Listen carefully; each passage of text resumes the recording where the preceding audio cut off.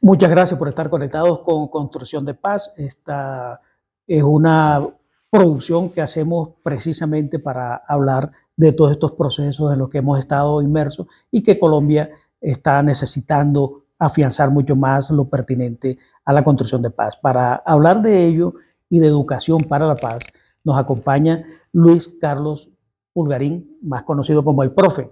Es abogado, comunicador social, periodista, escritor. Ha estado en tantas actividades, por ejemplo, tiene diplomatura en justicia transicional, acción para la paz capaz, conciliación en derecho, amigable composición, mecanismos alternativos de solución de conflictos, estudio de resolución pacífica de conflictos con Robert Fisher de la Universidad de Harvard y conciliación en equidad del Ministerio del Interior. Pues bueno, con esta presentación queremos que ya Luis Carlos Pulgarín nos hable acerca de sí mismo y de toda esta labor que viene realizando con la unidad para la implementación del acuerdo final. Bueno, Fabio, muchas gracias por la invitación a este importantísimo programa. Espero que tenga una sintonía relevante. Estamos invitando a que pasen el voz a voz, el que digan, miren, métanse a la web y vean este programa de construcción de paz, porque es muy importante en estos momentos un poco alfabetizarnos y ayudar a que la sociedad colombiana se alfabetice en este tema tan necesario que es la paz.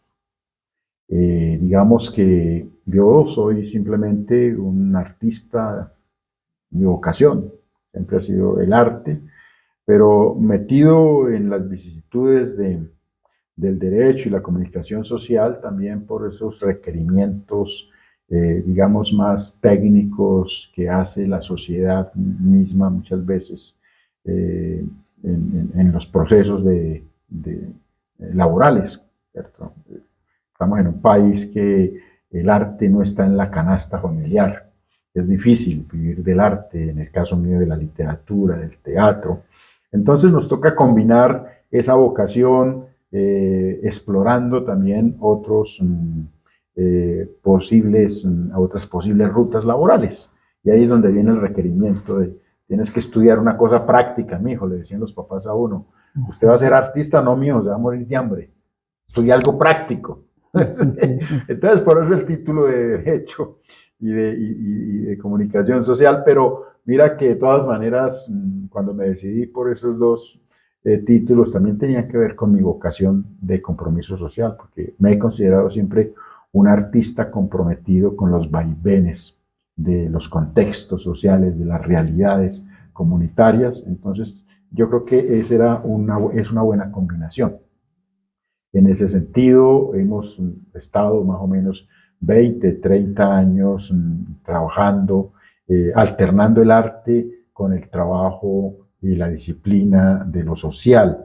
En este caso, como lo decías, estoy en la unidad de implementación para el Acuerdo Final de Paz, que es una unidad que depende de la Oficina del Alto Comisionado. Estamos con la dirección o bajo la dirección acertadísima de la doctora Gloria Isabel Cuartas Montoya, haciendo un compromiso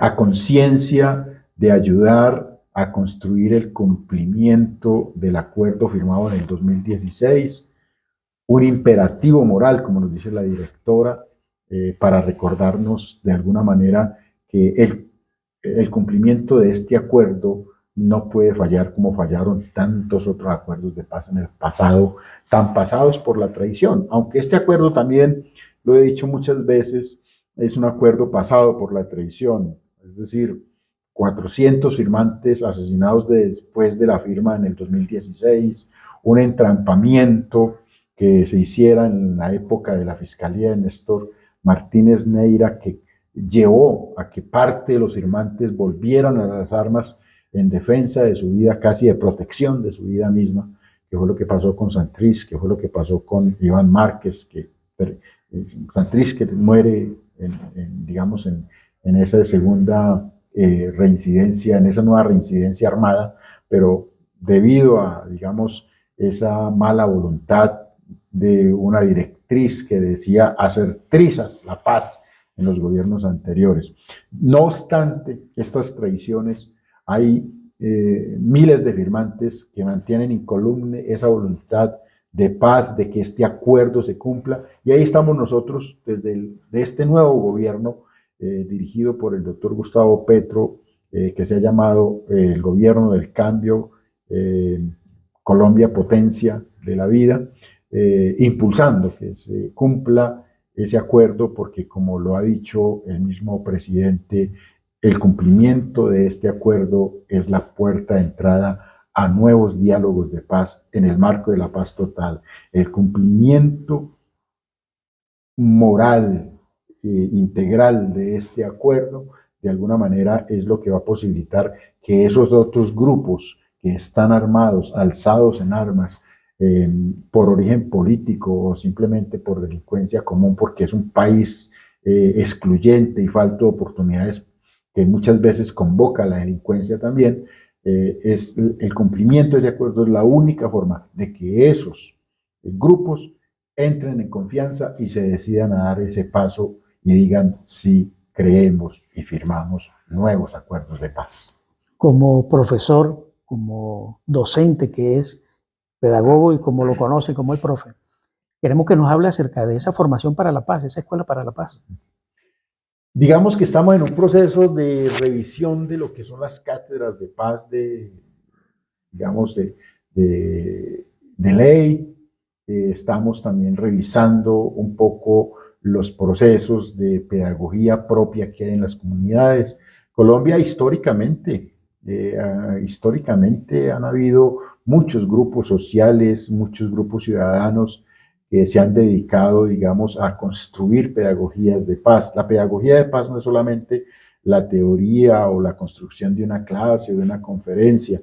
La pedagogía también son esos ejemplos, también son esas experiencias que hay en las comunidades, esos empeños de las mujeres por cuidar la familia, por cuidar el vecindario, esos emprendimientos de la gente que todos los días se levanta, madruga a luchar por la vida y renuncia de pronto a, digamos, lo que lastimosamente no renuncian otros, y es pensar en que la plata se puede conseguir de manera fácil, ¿cierto?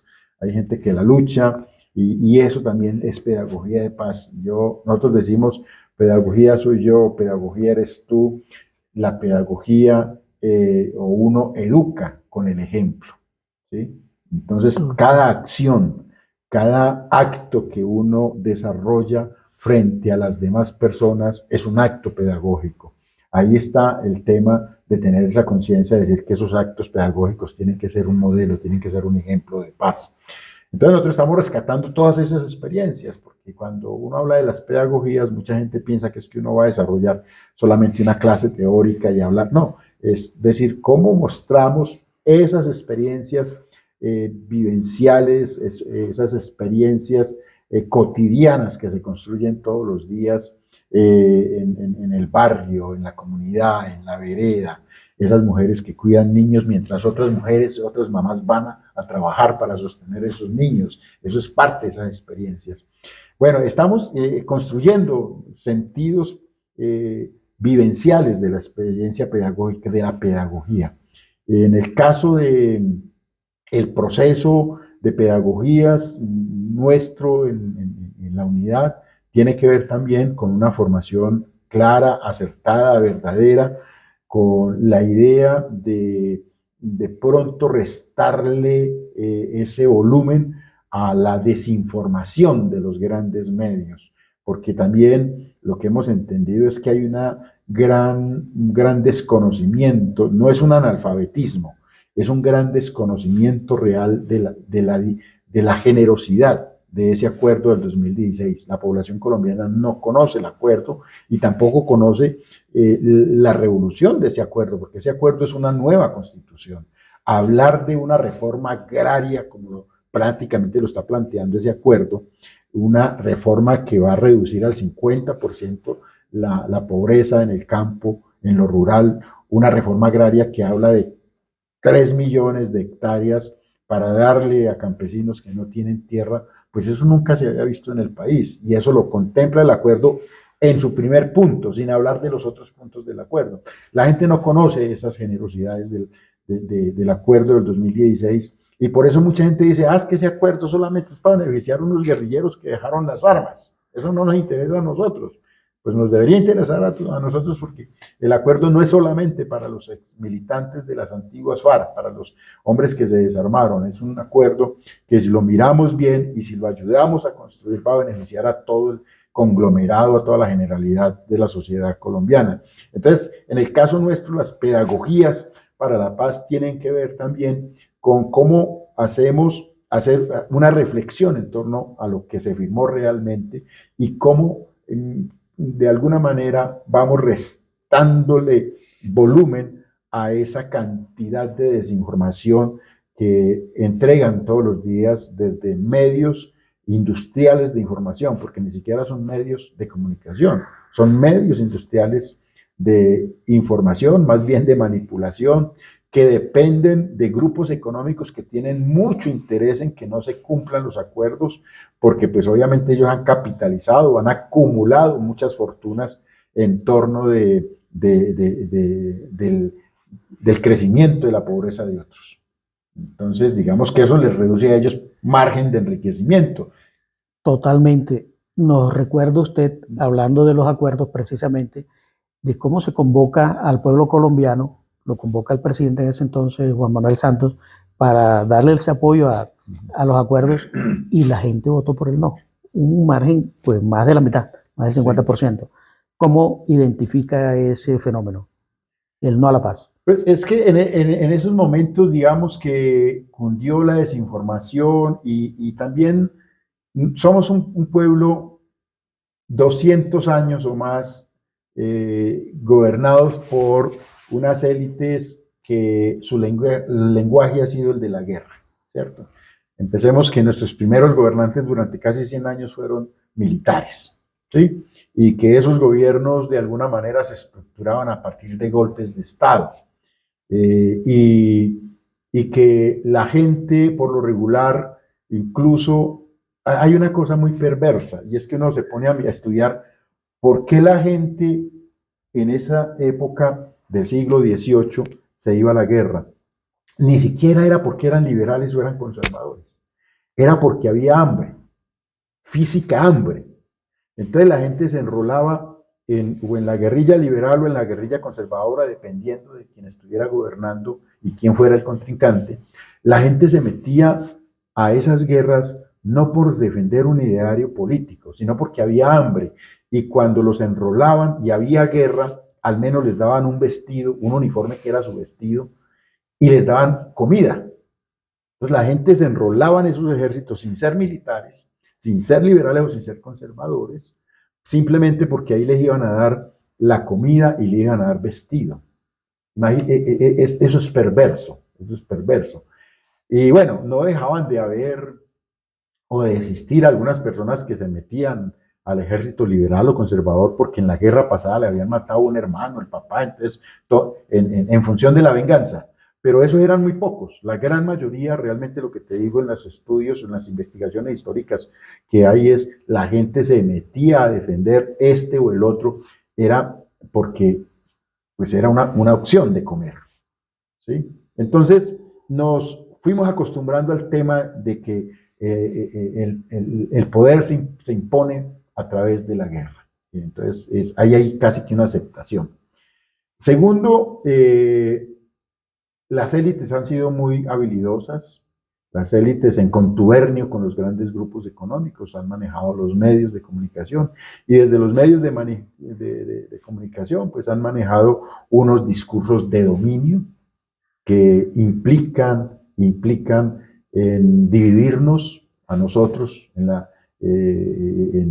digamos, las élites dicen ser enemigas políticamente, pero cuando la cosa está grave se van a Europa a tomar vino o whisky al calor de las chimeneas en España, como pasó en los 50 con el Frente Nacional, que mientras aquí en Colombia liberales y conservadores del pueblo se mataban entre ellos, los dirigentes liberales y conservadores estaban frescos negociándose el país, lo que quedara del país, las cenizas, las ruinas del país, negociándolas en España, ¿cierto?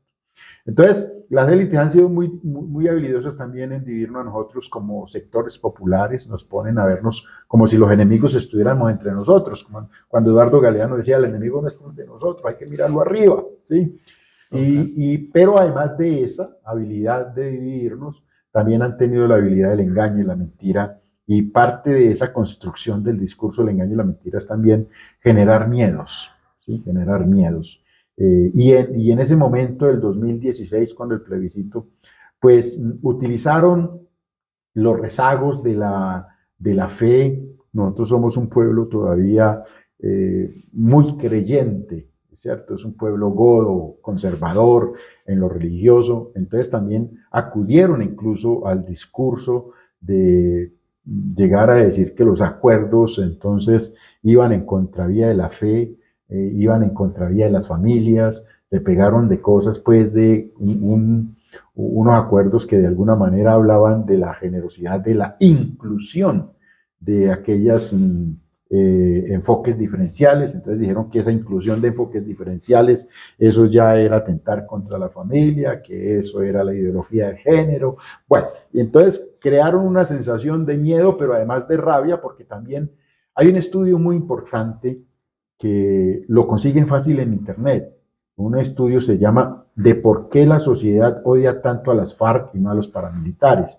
En ese estudio se muestra cómo los medios masivos de información que pertenecen a estos grandes capitales siempre desde los titulares estaban orientando el odio hacia un sector, ¿cierto? Entonces, o por qué odian no solamente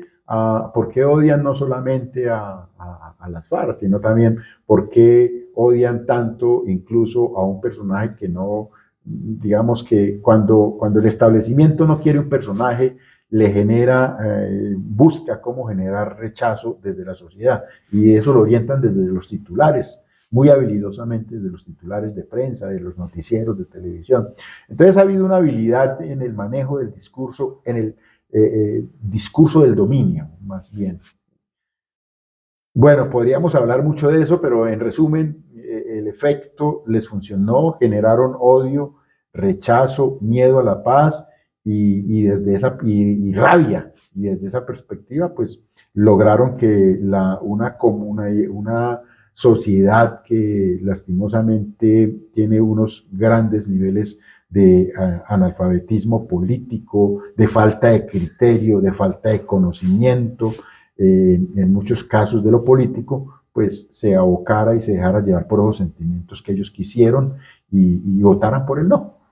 Bueno, precisamente ya en esta primera parte hemos hablado de esa mirada histórica, los antecedentes y el por qué todo lo que se ha venido dando en el país. Ahora vamos a hacer un break para hacer una segunda sesión, un segundo programa específicamente enfocado hacia dónde queremos llegar, hacia la paz que tanto anhela el pueblo colombiano. Y de verdad le agradecemos, Luis Carlos Pulgarín, por estar con nosotros en Construcción de Paz y a ustedes por estar conectados. Ya lo saben, vamos a hacer un segundo programa dedicado exclusivamente a hacia dónde vamos, cuál es la mirada con la implementación del acuerdo final y con todo lo que se ha venido dando con los demás procesos, porque hay otra serie de procesos alrededor que toca también tener muy en cuenta. Ya lo saben, ya seguimos.